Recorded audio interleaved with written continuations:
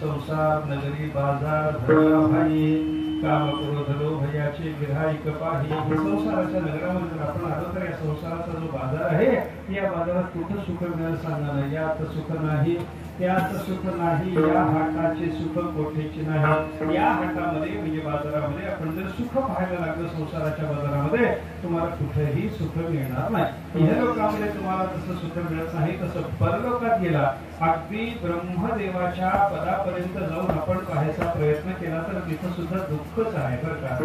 म्हणून तिथे काही वर्णन संतांनी केलेली आपल्याला पाहायला सापडतात. परमेष्ठी पदा तुच्छ मानिते सर्वदा. कारण त्या परमेष्ठी पद म्हणजे ब्रह्मदेवाचं पद.